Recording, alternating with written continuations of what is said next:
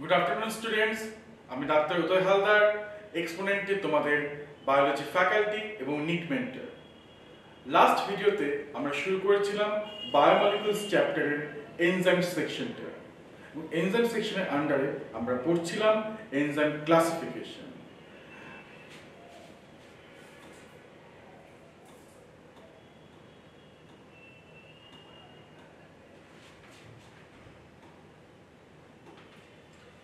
If you remember, আমরা তিন ধরনের এনজাইম সম্বন্ধে লাস্ট ক্লাসে পড়েছি। প্রথম ক্লাস অক্সিডো রিডাক্টেজ, যারা একটা কম্পাউন্ডে কে অক্সিডাইজ করতো এবং আরেকটা কম্পাউন্ডকে রিডিউস করতো একটা রিঅ্যাকশন।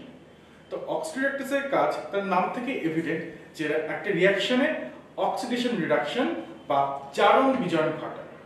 একজনকে অক্সিডাইজ করলে আরেকজন অবশ্যই রিডিউসড হবে। সেকেন্ড ক্লাস ছিল ট্রান্সফারেন্স এনজাইম, যেটা একটা কম্পাউন্ড থেকে আরেকটা কম্পাউন্ডে কোনো গ্রুপ ট্রান্সফার করে। থার্ড ক্লাস অফ এনজাইম ছিল হাইড্রোলেজ, যারা বেসিক্যালি হাইড্রোলাইটিক রিঅ্যাকশন করে। একটা কম্পাউন্ডকে with the help of water দুটো কম্পাউন্ডে স্প্লিট করে। আজকে আমরা পড়ব class 4। Remember the sequence IUB, মানে এখন যেটা IUBMB, international union of biochemistry and molecular biology, এনজাইমকে 6টা ক্লাসে ভাগ করেছে। 6টা ভাগের নাম আমরা খুব ইজিলি মনে রাখতে পারি with the help of acronym OTHLIL, OTHLIL, O for oxidoreductase, T for transferase, H for hydrolase, L for এখন লাইজ। লাইজ কি কাজ করে? এরা একটা কম্পাউন্ডকে স্প্লিট করে কিন্তু উইদাউট ওয়াটার। দেখো আগের অ্যাকশন আশা করি মনে আছে। হাইড্রোলিস কি করতো? A bond B plus water মানে H.OH, একজন H কে নিয়ে গেল, ধর A H কে নিয়ে গেল AH, আর B OH কে নিয়ে গেল BOH, বা উল্টোটা হতে পারতো, A OH কে নিতে পারতো, B H কে নিতে পারতো। সেটা ডিপেন্ড করছে তাদের অ্যাকচুয়াল কেমিস্ট্রির উপরে। তাদের অর্গানিক কেমিস্ট্রি তোমরা যখন পড়বে তখন তোমরা এই ধরনের রিঅ্যাকশনস দেখতে পারবে। তো এখানে লাইজ কি কাজ করছে? They catalyse removal of groups from substrate by mechanisms other than hydrolysis, মানে জল ঢুকিয়ে ভাঙা ছাড়া অন্য কোনো ভাবে এরা কোনো কম্পাউন্ডকে দুটো পার্টে স্প্লিট করে। এক্স্যাক্টলি কি করে করে সেটা যখন অর্গানিক কেমিস্ট্রি পড়বে তখন তোমরা ফর এক্সাম্পল সেট-জেফ রুল এবং অন্যান্য রুলস দেখবে। আমরা একটা বেসিক স্কিম্যাটিক নিয়ে ডিসকাশন করছি। ধরো C বন্ড C, এটা কার্বন স্প্লিট রাখছে। এই কার্বনের সাথে X একটা কিছু অ্যাটাচড আছে, এই কার্বনের সাথে Y আরেকটা কিছু অ্যাটাচড আছে। আর কার্বনের তো 4টা করে ভ্যালেন্স তোমরা জানো, তো বাকি দুটো করে হাত এখনো বাকি, ফ্রি যা ইচ্ছে থাকো, কিছু একটা আছে যেটা আমাদের এখন দেখার বিষয় না। তো C বন্ড C, এই C এর সাথে X বলে একটা গ্রুপ বা কোন এলিমেন্ট অ্যাটাচড আছে, এই C এর সাথে Y অ্যাটাচড আছে। এবার কি করলো? এরকম ভাবে ব্রেকডাউন হলো যে এই C আর X এর মধ্যে বন্ডটা ভেঙে গেল। তার মানে X ওর ইলেকট্রনটা উইথড্র করে নিল আর C কার্বন ওর ইলেকট্রনটা উইথড্র করে নিল, তাই তো? একটা বন্ডে পেয়ার অফ ইলেকট্রন থাকে, তাই না? দুজনের কন্ট্রিবিউশন কোভ্যালেন্ট বন্ড, যেহেতু এই কার্বন একটা ইলেকট্রন দিয়েছিল আর দিয়েছিল X, তাই তো? দুজনের ইলেকট্রনের কন্ট্রিবিউশন তৈরি হয়েছিল C আর X এর মধ্যে একটা কোভ্যালেন্ট বন্ড। এবার ব্রেকআপ হবে, তো X ওর ইলেকট্রন উইথড্র করে নিল, কার্বন ওর ইলেকট্রন উইথড্র করে নিল। এবং সেম ফর এই CY, এখানেও কি হলো? Y ওর ইলেকট্রন উইথড্র করে নিল, কার্বনটা ওর ইলেকট্রন উইথড্র করে নিল। X আর Y নিজের একটা বন্ড ফর্ম করে পালিয়ে গেল। X আর Y নিজের একটা বন্ড ফর্ম করে পালিয়ে গেল। তো দেখো X bond Y,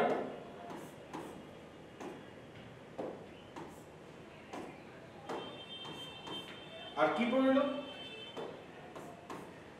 carbon bond carbon, already আরেকটা সিঙ্গেল বন্ড ছিল, বাকি দুটো হাত দেখিয়ে দাও, যা আছে তা থাকবে। এই কার্বন দুটো যেহেতু নিজের ইলেকট্রন উইথড্র করে নিয়েছে, এবার নিজেরা কি ওখানে আরেকটা বন্ড ফর্ম করলো, মানে কার্বন কার্বন ডাবল বন্ড হয়ে গেল। দেখো এই কম্পাউন্ডটা ব্রেক হয়ে গেছে উইদাউট ওয়াটার এবং দুটো পার্টই ভেঙে গেছে। X বন্ড Y এটা একটা পার্ট, X বন্ড Y এটা একটা পার্ট, আর বাদ বাকি কার্বন স্কেলিটনটা পড়ে আছে। এই হচ্ছে লাইজের অ্যাকশন। তো আশা করি তোমরা হাইড্রোলেস আর লাইজের অ্যাকশন বুঝতে পারবে। হাইড্রোলেস হচ্ছে কোনো কম্পাউন্ডকে জল ঢুকিয়ে তারপর স্প্লিট করে, লাইজ উইদাউট ওয়াটারকে ব্রেক ডাউন করে। আমি তোমাদের আগের ভিডিওতে মজার ছিল একটা জিনিস বুঝেছিলাম যে হাইড্রোলেস হচ্ছে একটা রিলেশনশিপের থার্ড পারসনের মতো। থার্ড পারসন এসে কি করলো, একটা সুন্দর স্টেবল রিলেশন বা বন্ড ভেঙে দিল। তো এ বন্ড বি সুন্দর একটা স্টেবল কম্পাউন্ড ছিল লেটস সে, হ্যাঁ, তো ওখানে ওয়াটার ঢুকে লাস্টে থার্ড পারসন ও এ বন্ড বিকে ভেঙে দিল। লাইজ এটা কেউ ভেতরে ঢুকিয়ে ব্রেক করেছে তা নয়, এই কম্পাউন্ড নিজেদের মধ্যেই মারামারি ঝগড়া করে ভেঙে গেছে। এটা হচ্ছে লাইজের অ্যাকশন। আর লাইজের এক্সাম্পল কি, অ্যালডোলেস, ফিউমারেস, এই ধরনের এই এক্সাম্পলগুলো। অ্যালডোলেসকে তোমরা দেখতে পাবে গ্লাইকোলাইসিস পড়বে, তোমরা রেসপিরেশন প্লান্টস চ্যাপ্টারে যখন গ্লাইকোলাইসিস পড়বে, আমি পড়াবো এই কিছুদিন পরে, তো তখন তোমরা দেখতে পাবে যে ওখানে গ্লাইকোলাইসিসের একটা স্টেপ আছে। জাস্ট তোমাদেরকে পয়েন্ট আউট করে দিচ্ছি, যা অলরেডি বাড়িতে পড়ছো গ্লাইকোলাইসিস বা পড়েছো তারা সুন্দর ধরতে পারবে। গ্লাইকোলাইসিসের একটা স্টেপ আছে, এটা হচ্ছে তোমার স্টেপ নাম্বার 4। ওখানে ফ্রুক্টোজ 1,6 বিসফসফেট, ফ্রুক্টোজ 1,6 বিসফসফেট এটা ভেঙে গিয়ে দুটো কম্পাউন্ডে স্প্লিট হয়। একটা হচ্ছে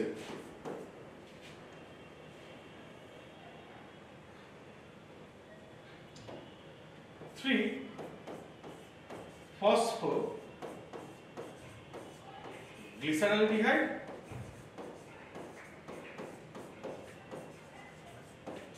আরেকটা হচ্ছে ডপ মানে DHAP, dihydroxy acetone phosphate, dihydroxy acetone phosphate.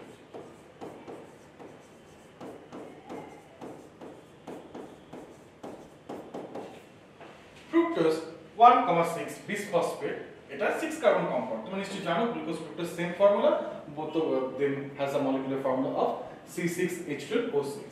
ফ্রুক্টোজের 6টা কার্বন, এই 6টা কার্বন ভেঙে গেল দুটো 3 কার্বনের কম্পাউন্ড। একটা হচ্ছে গ্লিসারলডিহাইড which has 3 কার্বন, আর একটা হচ্ছে dihydroxy acetone which has 3 carbon. অ্যাসিটনের ফর্মুলা তোমরা জানো নিশ্চয়ই CH3COCH3। আর ফ্রুক্টোজ 1,6 বিসফসফেট এই কম্পাউন্ডের কাছে কত ফসফেট ছিল, ভিডিওটা পজ করে তোমরা 10 সেকেন্ড ভাবো। আশা করি তোমরা তোমাদের উত্তর ঠিক করে নিয়েছো। 1,6 বিসফসফেট মানে দুটো ফসফেট আছে।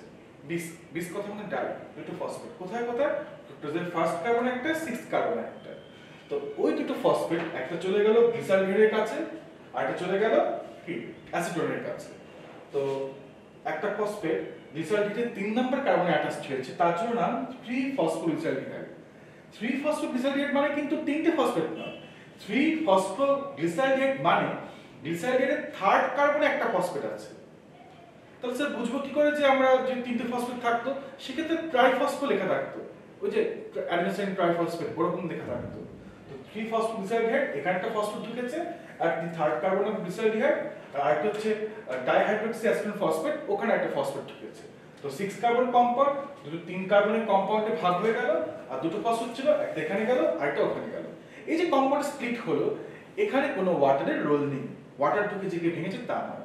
এটা এখানে কি ধরনের এনজাইম কাজ করেছে, লাইজ, তার নাম হচ্ছে অ্যালডোলেস।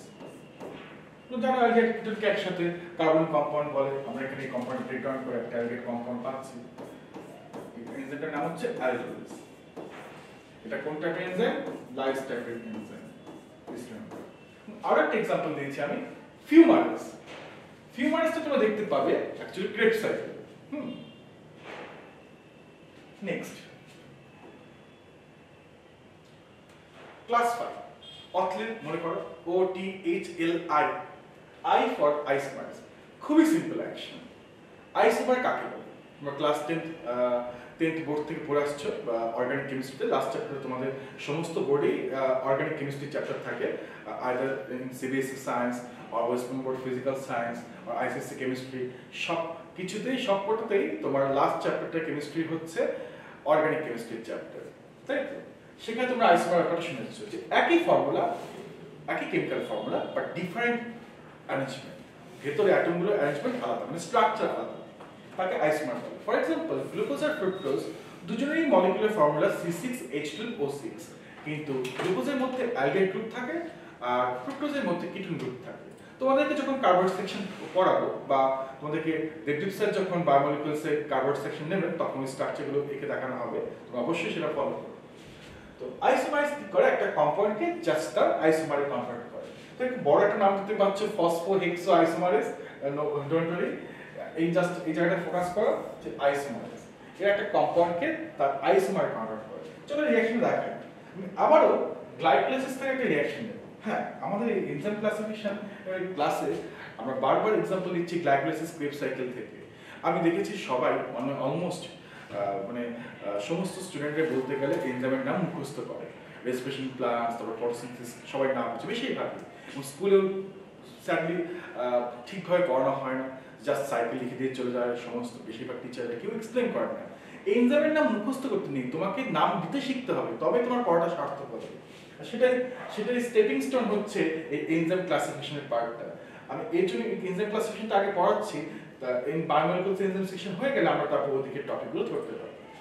দেখো আইসোমারেজ কিভাবে কাজ করে, আমি একটা সিম্পল স্টেপ নিচ্ছি, গ্লাইকোলাইসিসের সেকেন্ড স্টেপ। ওকে, গ্লাইকোলাইসিস জানো এরোবিক অ্যানারোবিক দু ধরনের রেসপিরেশনের কমন স্টেপ হচ্ছে গ্লাইকোলাইসিস, যেখানে একটা গ্লুকোজ ভেঙে থ্রু 10 স্টেপস অফ রিঅ্যাকশন কিসে কনভার্ট হয়, ফাইনালি দুটো পাইরুভিক অ্যাসিড বা দুটো পাইরুভেটে কনভার্ট হয়। তো সেকেন্ড স্টেপ অফ গ্লাইকোলাইসিস তোমরা দেখো, সেকেন্ড স্টেপ অফ গ্লাইকোলাইসিস।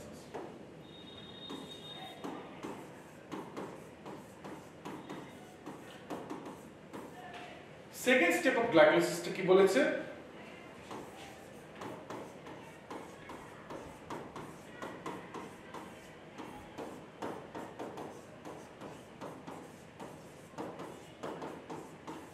এখানে গ্লুকোজ 6 ফসফেট থেকে ফ্রুক্টোজ 6 ফসফেট কনভার্সন হয়। তো গ্লুকোজ ফ্রুক্টোজ দুজনেই জানো 6 carbon compound and they have exactly same chemical formula C6H12O6। হ্যাঁ, শুধু এটা নিয়ে ভাবো, ফসফেট নিয়ে ভাবো না। ফসফেটটা এখানেও কি গ্লুকোজের 6 কার্বনে ছিল, এখানেও ফসফেটটা ফ্রুক্টোজের 6 কার্বনে আছে, ও যে জায়গায় ছিল সেই পজিশনে আছে, ওখানে ভাবনা ছেড়ে দাও। ফোকাস করো যে গ্লুকোজটা কিসে কনভার্ট হয়েছে, ফ্রুক্টোজে। তারপর একটা কম্পাউন্ড তার আইসোমারে কনভার্ট হয়েছে, তো অফ কোর্স কোন ধরনের এনজাইম অ্যাক্ট করেছে, আইসোমারেজ। তাহলে লিখো নাম আইসোমারেজ।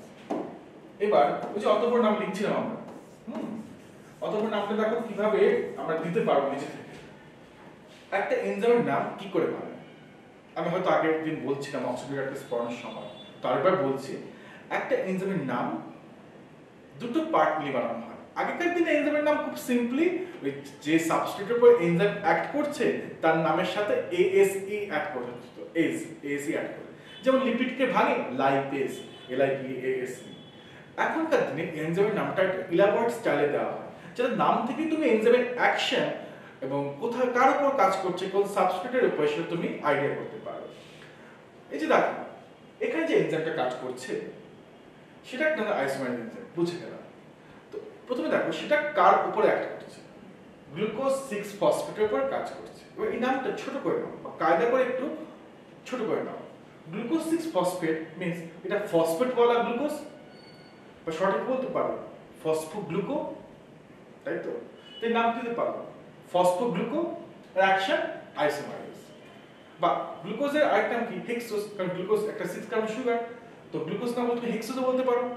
তো গ্লুকোজ 6 ফসফেটকে শর্ট করে ফসফোগ্লুকো বা ফসফোহেক্সো, এটা হচ্ছে সাবস্ট্রেটের নামের শর্ট ফর্ম। আর অ্যাকশনটা কি, আইসোমারাইজেশন, মানে আইসোমারে কনভার্ট করছে। তাহলে এনজাইমের নাম কি কি পার্ট মিলিয়ে বানানো হয়, যার উপরে অ্যাক্ট করে তার নাম প্লাস অ্যাকশন। তাহলে কার উপর কাজ করছে, গ্লুকোজ 6 ফসফেট, যাকে আমরা শর্টে বলবো ফসফোগ্লুকো বা ফসফোহেক্সো, অ্যাকশন আইসোমারেজ। তাহলে নাম কি হবে, পুরো নাম ফসফোহেক্সো আইসোমারেজ। ফসফোহেক্সোটা হচ্ছে সাবস্ট্রেটের নাম, আইসোমারেজটা হচ্ছে অ্যাকশন, বা ফসফোগ্লুকো আইসোমারেজ বলেও কারেক্ট। এই হচ্ছে আইসোমারেজের action. I hope you guys understood. হ্যাঁ, যদি তোমাদের কোনো ডাউট থাকে বা কোয়েরি থাকে তোমরা কিন্তু কমেন্টে পোস্ট করতে পারো। হ্যাঁ, সময় করে ডেফিনেটলি আমি দেখবো এবং রিপ্লাই দেবো definitely. Class 6 last class of enzyme ligase. আচ্ছা, অথলিল OTHLIL, হ্যাঁ 4 নম্বর এলটা ছিল লাইগেজ আর 6 নম্বর এলটা হচ্ছে লাইগেজ। এটা কি করে দেখো, এখন অব্দি যে এনজাইমগুলো তোমরা দেখলে বেসিক্যালি বেশিরভাগই তোমার কি কম্পাউন্ড ভাঙে। শুধু ভাঙলে হবে, যুদ্ধও তো হবে না। এমন কোন এনজাইম নিশ্চয়ই থাকতে হবে যে জোড়ায় কাজটা করে। শুধু কম্পাউন্ড ভাঙলে তো পৃথিবী চলবে না, ওকে জুড়তেও তো জানতে হবে। লাইগেজ সে জোড়ায় কাজটা করে। লাইগেজের কাজ কি? Condensation of two molecules coupled through ATP hydrolysis. হ্যাঁ, শুনতে কথাটা কমপ্লেক্স লাগছে, আমি সিম্পল ভাষায় বলছি। এরা দুটো কম্পাউন্ডকে জয়েন করে এবং জয়েনিং করাটা কি জানো, এফোর্ট লাগে অবশ্যই। এখানে কি লাগবে? এনার্জি লাগবে। এনার্জি সোর্স কি আমাদের বডিতে? Energy currency ATP. দেখো সিম্পল ভাষায় লিখে join molecules using ATP or energy. এবার একটা মজার জিনিস বলি তোমাদেরকে, এই অথলিনের দুটো এল দিয়ে মেজরিটি অফ স্টুডেন্টসরা কনফিউজড হয়ে যায়। হ্যাঁ, এত পড়ার মাঝে যে জিনিসটা কনফিউশন খুব স্বাভাবিক, তোমাদেরকে আমি দোষ দিচ্ছি যে কারো হতে পারে। তো অথলিন OTHLIL, O দিয়ে অক্সিডেটিভ রিডাকটেজ, T দিয়ে ট্রান্সফারেজ, H দিয়ে হাইড্রোলাইজ, L দিয়ে প্রথমে দিয়ে লাইজ যে জলছাড়া ভাঙে, I দিয়ে আইসোমারাইজ এবং L দিয়ে লাইগেজ। এবার আগে হচ্ছে তোমার লাইজের অ্যাকশন, 4 নম্বরটা হচ্ছে জলছাড়া ভাঙে, লাস্ট এলটা হচ্ছে লাইগেজ যা জোড়া ভাঙে। এই জিনিসটা কি করে মনে রাখবে? সিম্পল একটা তোমাদেরকে ফানি কনটেক্সট দিচ্ছি। আগে ব্রেকআপ হয় না আগে প্যাচ আপ হয়? I hope you guys know. তো আগে ব্রেকআপ তারপর প্যাচ আপ। তো আগেরটা হচ্ছে ব্রেকআপ করাবে লাইগেজ, আর পরে এটা হচ্ছে কি তারপর প্যাচ আপ করাবে লাইগেজ। তো তোমরা এই জিনিসটা মনে রাখো, তাহলে বুঝবে না। এবার দেখো লাইগেজের এক্সাম্পল দেখো। লাইগেজ দুটো মলিকিউলকে জোড়া লাগায় এবং one of the best example I will say DNA ligase. From the name you understand it is acting on the substrate which is DNA. DNA এর উপর কাজ করছে এবং DNA ফ্র্যাগমেন্টস কে জোড়া লাগাচ্ছে। হ্যাঁ, তোমার ক্লাস 12 এ যখন তোমরা মলিকুলার বায়োলজি পড়বে এবং বায়োটিক পড়বে তখন এই অ্যাপ্লিকেশন দেখবে যে ছোট ছোট DNA ফ্র্যাগমেন্টস গুলোকে জোড়া লাগানোর কাজকে করে DNA লাইগেজ। এবং আরো একটা এনজাইম আছে সাকসিনিক থায়াকাইনেজ, ওটা ক্রেবস সাইকেলে দেখবে। তো মনে রাখবেন ইনফ্যাক্ট DNA লাইগেজকে বলা হয় মলিকুলার বা বাংলায় বলে আণবিক আঠা, অনেকে জেনেটিক গ্লু বলে। DNA মলিকিউলকে তো তুমি আর ফেভিকুইক দিয়ে জোড়া লাগাতে পারবে না। অফকোর্স তোমাদেরকে মলিকুলার লেভেলে কিছু লাগবে যারা DNA ফ্র্যাগমেন্টস গুলোর মধ্যে কেমিক্যাল বন্ড ক্রিয়েট করবে। ফাইন। তো অ্যাকর্ডিং টু আইবি এনজাইম আমাদের 6টা ক্লাসে ছিল অথলিন। এবার চলো যেটা তোমাদের এনসিইআরটি তে এখন আপডেট আসেনি এত বছরে, সেটা হচ্ছে IBMD অ্যাকচুয়ালি এনজাইমে এখন 7টা ক্লাস দিয়েছে, ক্লাস 7 আছে। এন্ড সেটাকে আমি তোমাদের একটু ছোট্ট করে পড়িয়ে দিই। তার নাম হচ্ছে ট্রান্সলোকেজ। ক্লাস 7 এনজাইম ট্রান্সলোকেজ হচ্ছে এরা বেসিক্যালি ক্যারিয়ার প্রোটিন, বাট তার সঙ্গে এরা এনজাইমের কাজ করে। ফর এক্সাম্পল তোমাদের বেস্ট এক্সাম্পল দিচ্ছি, এটা তোমরা পড়বে রেসপিরেশন প্লান্টস চ্যাপ্টারে। এটা হচ্ছে ইলেকট্রন ট্রান্সপোর্ট সিস্টেমের একটা স্কিম্যাটিক। দেখো এটা হচ্ছে তোমার মাইটোকন্ড্রিয়ার আউটার মেমব্রেন, আর এটা মাইটোকন্ড্রিয়ার আউটার মেমব্রেন, আর এটা হচ্ছে ইনার মেমব্রেন, আর এটা হচ্ছে ইন্টার মেমব্রেন স্পেস, মানে দুটো মেমব্রেনের মাঝে স্পেসটা হচ্ছে এটা। তো পড়বে এই ইটিএস এন্ড কেমিওস্মোটিক হাইপোথিসিস পড়ার সময় যে ইন্টার মেমব্রেন স্পেসে হাইড্রোজেন আয়ন অ্যাকুমুলেট করে,